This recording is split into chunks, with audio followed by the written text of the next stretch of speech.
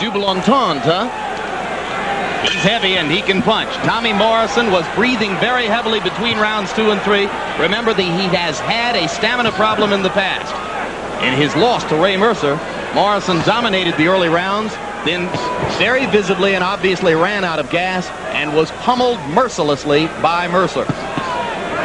I would like to see if Tommy can maintain his pace for quite some time. Well, if he can do that, Riddick, he's going to cause problems for George, isn't he? Yeah, but I think George is waiting for Tommy to run out of gas. The book on Morrison would be that exactly that would happen.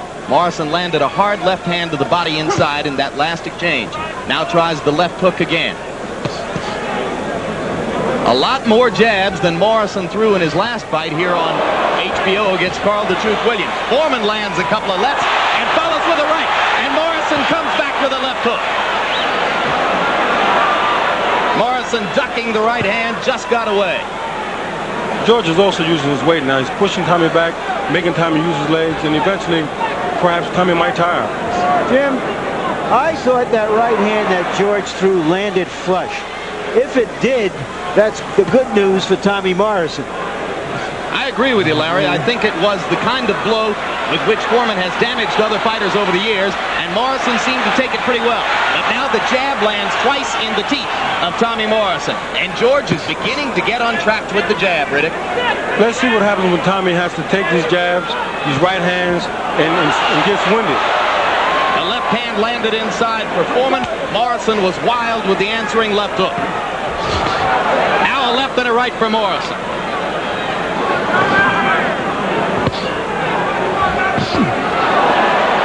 Straight left hand for Morrison. He's been able to get to Foreman just as Alex Stewart did in this same ring in April of '92. Both fighters landing the jab. George Foreman's jab has been compared to being hit in the mouth by a telephone pole as you pass in front of a window.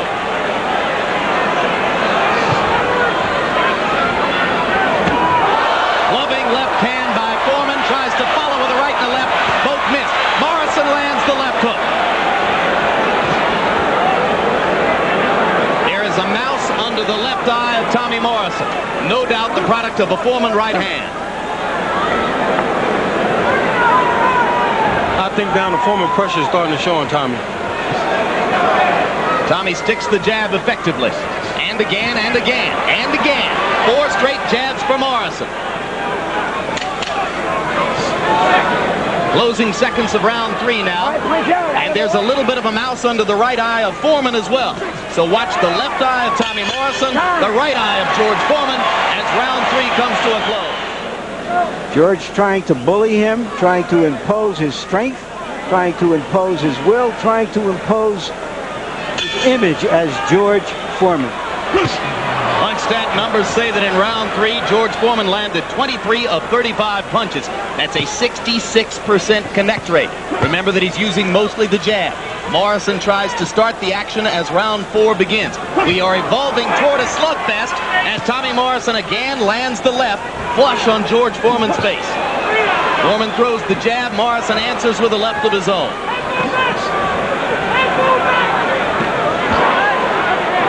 It'll be a real test for Tommy to see if he can maintain his will and his stamina in the face of Foreman's thudding jab. Also his battle plan, Jim. Right hand by Morrison knocks Foreman's head back a little bit. They trade punches in the middle of the ring. Tommy seems able to take George's stuff for the moment, Riddick. Yeah, I think now we're going to fight. We get into a good fight now. But how long can Tommy take it? So far, I'm very impressed. Tommy puts his punches together very well. Morrison again landing flush on Foreman's face. He seems for the moment to have forgotten to go to the body, which was part of the plan, but he's landing effectively to the head. Foreman with the jab. Morrison answers with a right. Foreman pawing with the jab that time. Low blow for Foreman. He got away with it as Mills Lane was directly behind him. Morrison's left hook partially blocked.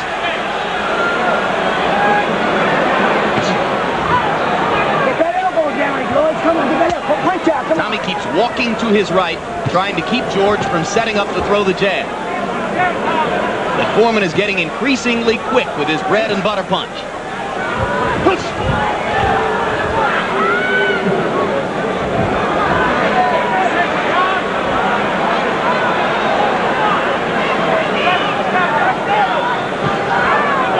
Both fighters getting a little bit of a breather right now. It's been a pretty intense pace in the early going, particularly when you consider Morrison's stamina problems and Foreman's age.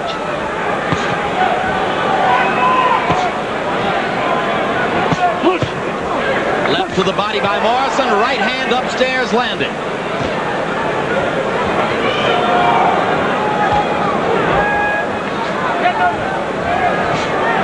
Foreman still landing consistently, and there's the right hand over the top. Morrison swinging wildly with the right. Most of the heavier blows have come from Tommy Morrison. Right hand lead by Morrison. Foreman clubbing with the right hand to the top of the head. Tommy lands a right and a left in return. A slugfest, Riddick. And George just keeps pressing forward. Round 5 begins.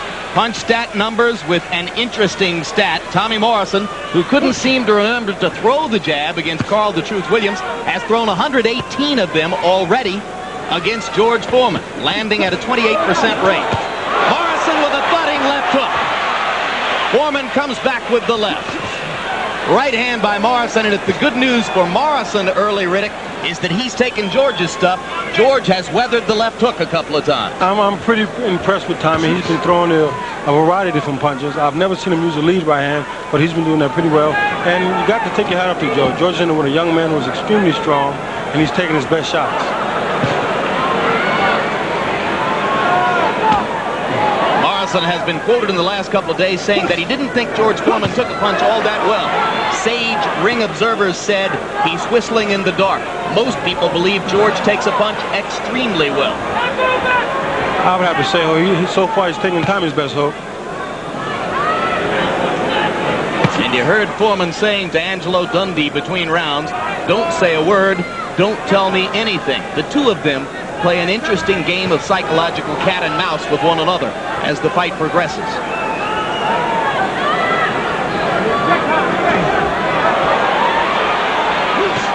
Right hand by Morrison. And again, Foreman takes it well. George comes back with the jab and chases Tommy as Tommy does a pirouette against the ropes. A feeling that George Foreman is extremely pleased with the way things are going, Riddick. I think at this time the tide is about to turn. I see Tommy being winded, and he's loading up with everything at this point. Tommy seems to be getting a little anxious and trying for nothing but power punches. And George is still calm, cool, and collected.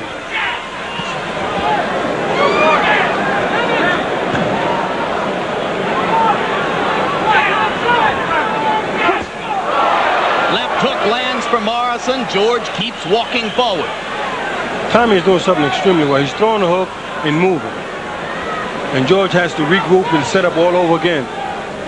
It's going to take tremendous conditioning, though, for Morrison to continue to move for 12 rounds like this. He's never fought past the 9th round.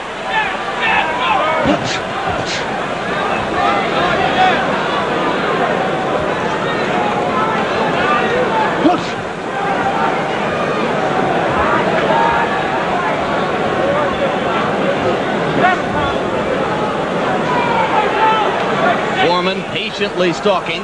Morrison using the foot movement to stay away from the jab.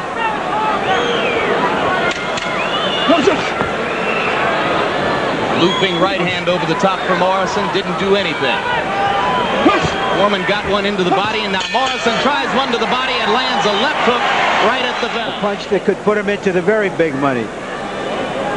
There you see George chasing a pirouetting Morrison. He's like a linebacker going after a ballet dancer. Seems like to me George's jab is so strong it made him turn around. Punch stat numbers through round number 5. You can see how much busier Morrison has been, how much more accurate Foreman has been. Interesting fight to try to